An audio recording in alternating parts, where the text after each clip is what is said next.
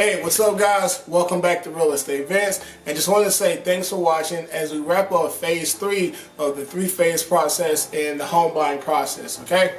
Now, if you've watched my previous 2 videos when it comes to the home buying process, I essentially explain how you talk to an agent, you sign the necessary paperwork so that you can get that working relationship, search for homes, you find a property, you go under contract, and then you go inspect the gadget on your property as you go through the due diligence period. Now, once you've done all of that, you've done all your inspections, you've signed all your paperwork, you crossed all your T's, and you dotted all your I's, you're going to enter into phase 3, to what we essentially call the final wrap-up period, okay? Now, this is the period where the attorney, they've gone through and they've done all of the background work on the property, and the bank, they've gotten all of their documents and they've secured your loan. And what will happen, the bank will get in contact with the attorney, and the bank will say, hey, we're good on our end, we're ready to close.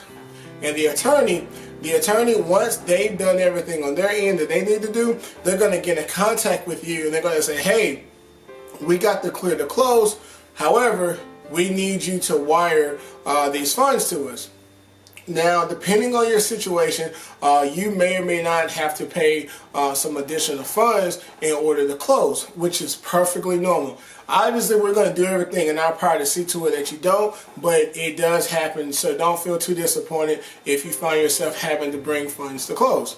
Now, once you get this email from the attorney saying, hey, we need you to wire us the money, I need you personally to either get in contact with me or get in contact with the attorney themselves to verify that they sent you that email asking you to wire those funds to their account. And the reason why is because in the last couple of years, we've had a lot of scammers start picking this up where they're emailing home buyers, potential home buyers, and they're telling them to wire these funds over. And we got a lot of potential buyers who are being scammed out of tens of thousands of dollars. So as a new measure that I've personally implemented, whenever you get that email, I want you to get in contact with myself, or I want you to get in contact with the attorney to verify that that email actually came from them, okay?